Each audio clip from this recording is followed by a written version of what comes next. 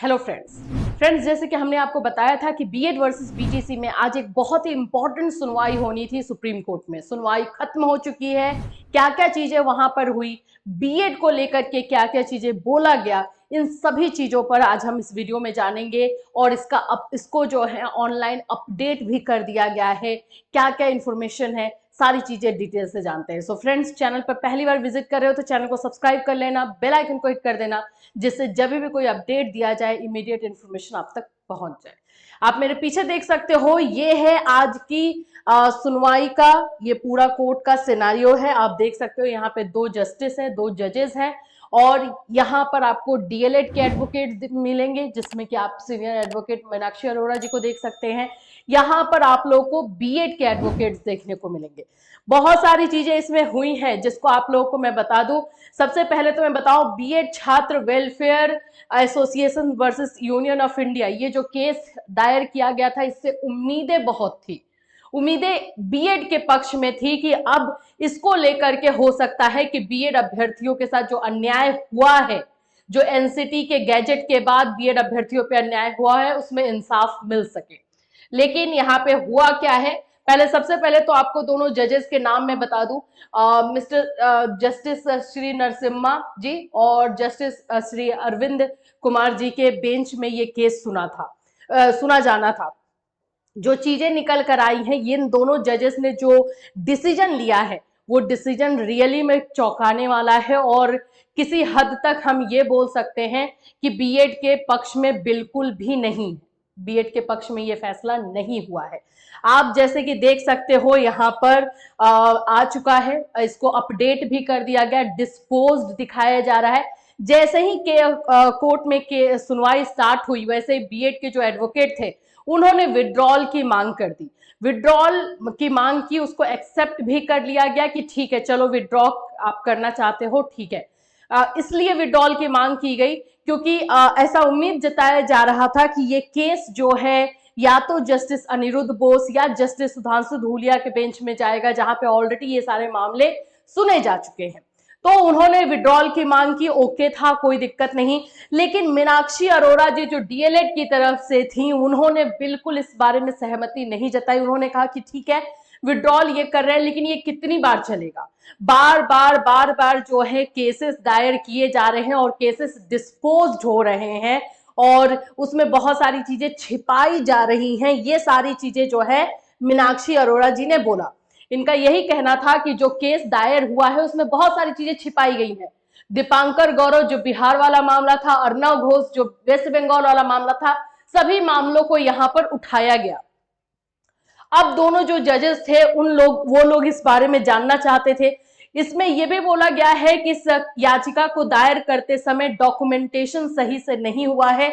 बहुत सारी बातों को जो है इसमें नहीं बोल सकते हो इंक्लूड किया गया है, जिसकी वजह से दोनों जजेस काफी नाराज दिखे और उन्होंने स्ट्रिक्टली ये बातों को बोली है कि ये सारी चीजें बिल्कुल नहीं चलेगा। उसमें बीएड के एडवोकेट जो थे, उन्होंने अपना दलील दिया है, सॉरी भी बोला, माफी भी मांगी है कि ये इंटेंशनली नहीं था, क्योंकि हमें ऐसा लगा था कि ये जो केस जाएगा, ये दोनों या तो जस्टिस सुधांशु धूलिया या जस्टिस अनिरुद्ध बोस के बेंच में जाएगा।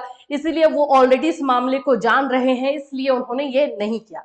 बट एक्चुअली में ये प्रोफेशनल आंसर तो हुआ नहीं। चाहे वहां पे जो भी रहे, आपको सारा डॉक्यूमेंटेशन प्रॉपर तरीके से करना है, जो कि नहीं हुआ, जिसकी वजह से ये दोनों जजेस काफी नाराज दिखे। और इन्होंने जो फैसला सुनाया है, सबसे पहले तो केस को डिसमिस कर दिया गया है। बीएड को एक और केस से जो उम्मीदें थी वो चकनाचूर हो चुकी है बीएड अभ्यर्थियों के लिए, और यहां से बहुत ज्यादा उम्मीदें जताई जा रही थी। और इस केस का असर भी बाकी केसेस पे, खासकर मध्य प्रदेश, छत्तीसगढ़, उस पर डायरेक्टली देखने को मिलने वाला है। यहां पर आप देख सकते हो, केस को डिस्पोज दिखाया जा रहा है। यहां पर आप देखिए डिसमिस्ड हुआ है, ये केस डिसमिस कर दिया गया है। और सिर्फ डिसमिस नहीं किया गया है, यहाँ पे बोला गया डिसमिस्ड विथ कॉस्ट।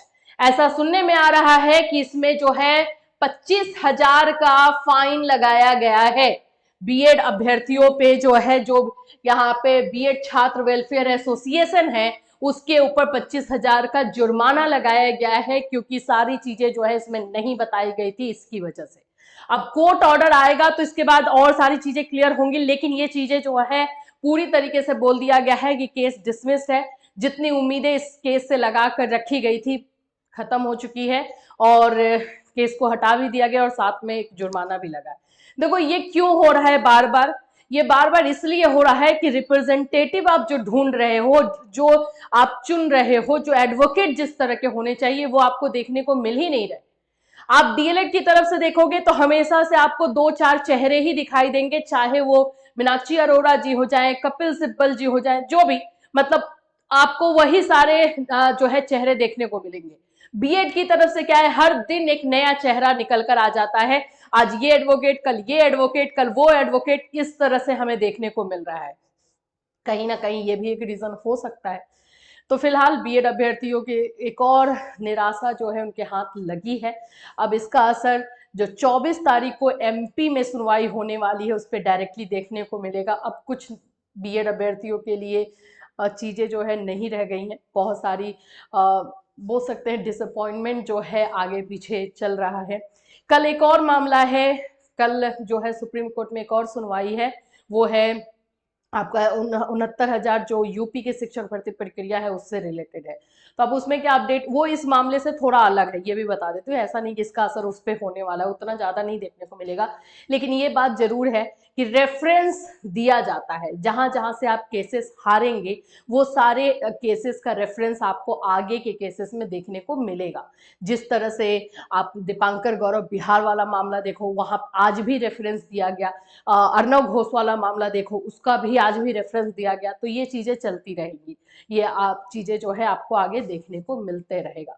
फिलहाल बीएड अभ्यर्थियों के लिए निराशा हाथ लगी है, केस को डिसमिस कर दिया गया है, ये क्लियर तौर पर है। अब आगे क्या चीजें इसमें होती हैं, जैसे जो अपडेट रहेगा हम आपको इन्फॉर्मेशन देते रहेंगे।